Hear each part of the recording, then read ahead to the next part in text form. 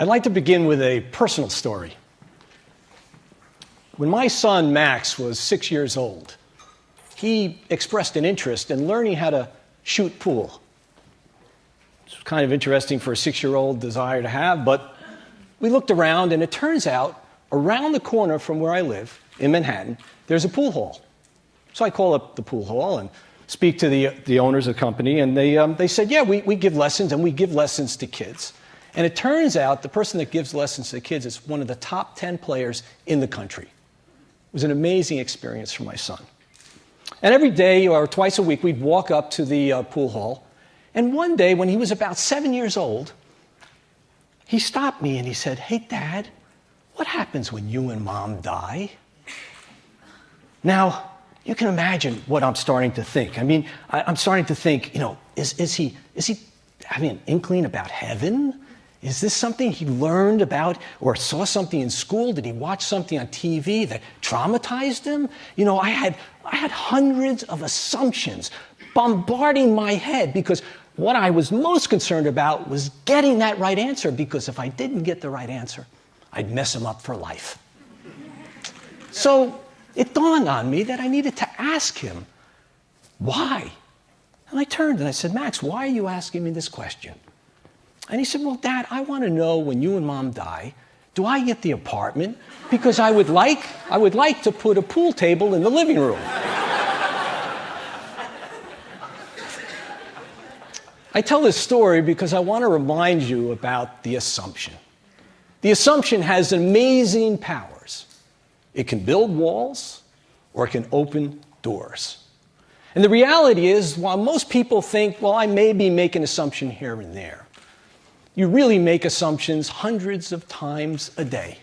It's really a key element on how you make decisions. And as the world gets more complex, as the world gets busier, we become more and more dependent on those assumptions. Now, that's okay. But the trouble is that we treat those assumptions as truths rather than for what they are, which they are, they're beliefs. And that gets us into all kinds of trouble. For example, you judge people before you actually get to know them. In business, how many times you think there is only one way to really do this? Or perhaps you make assumptions and you're already thinking of the answer before you really truly understand what the question is all about, such as what happened with my son, Max. You see, this happens in the subconscious. We're not even aware that we're making those assumptions, but they have significant consequences to them. Now, let me use a little magic to demonstrate this. I'm going to ask somebody to, excuse me, you're standing right here. Could you just come up, please?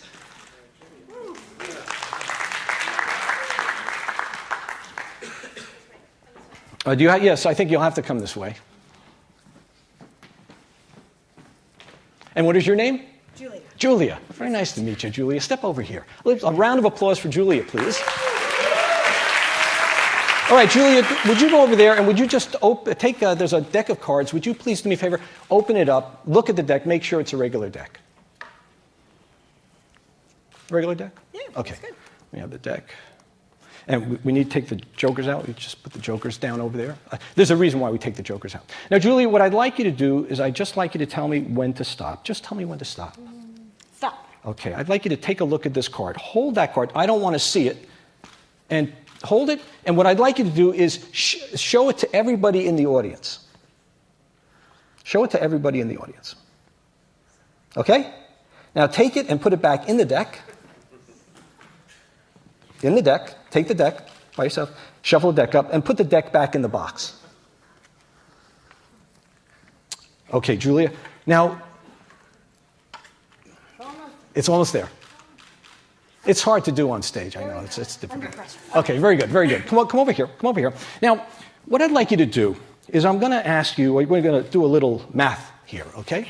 And I just want you to imagine, if you pick the king, a king is 13, a queen is 12, a jack is 10, a 10 is 10, right? Good, great, okay. So here's what I want you to do. You have a number, right? That card represents a number. We already have the suit established. You have a number.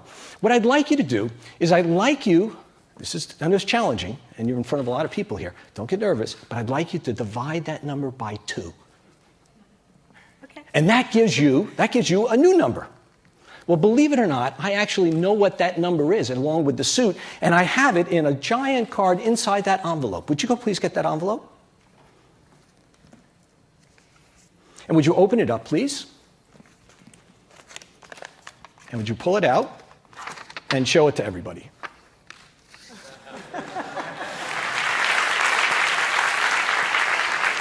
Thank you very much. Julia, thank you. Thank you very much. Thank you. Here, we'll just put that over here. So let's talk over here. Let's talk about what happened. So Julia picks a 7 of clubs. You all see it. Divide it by 2. The result is 3.5 of clubs. So immediately you're starting to make assumptions. See, you're assuming a few things. Some of you might instantly feel a little embarrassed. For me, right? You're feeling like, Andy messed up. Some of you are making the assumption maybe he should stick to his day job. Right? Those are assumptions that are running through your minds. But what if you were to challenge that assumption? What if you were to acknowledge that assumption? What were you to bring it from the subconscious level to the conscious level, to acknowledge it, to raise your awareness of it? Then you have huge opportunities in front of you. You have huge opportunities. I call this making an assumption. You see, when you make an assumption, what you're doing is you're giving yourself the opportunity to consider that assumption, to suspend belief, to allow new ideas to open up and to come in. So an example in this magic trick here, what happened was, if you turn that assumption into an assumption, then you might start thinking other things. Alternative ideas would start coming in. Hey, maybe Andy wants me to think he kind of messed up. You know, maybe he's doing, or I am not seeing something that is truly going on. Maybe he is using a special card. And that's the power of the assumption when you turn it into an assumption. It gives you opportunity, it gives you choices in which you can really minimize putting up those walls that stand in the way of you achieving what you want to achieve, and open the doors to allow you to find the solutions that did not exist before. So when you take an assumption and you register it, and you turn it into assumption, you now have incredible power. One, you can blindly accept it as you would do an assumption subconsciously. Two, you can consider it, which then allows you to suspend belief for the new ideas to come in. And three, you can challenge it. And challenging it is the fastest way to generate a new idea or to see an opportunity that did not exist before. It's a process that works. And when you do it, when you really turn your assumptions into assumptions, people will notice. And they will say to you things like, wow, how did you start that business? Well, that's amazing. When did you become such a great leader? How did you think of such a great idea? And you are going to answer the same way magicians have answered when they've been asked, how do you do it? You're going to say, I did it extremely well. Thank you very much for your time, and stay open.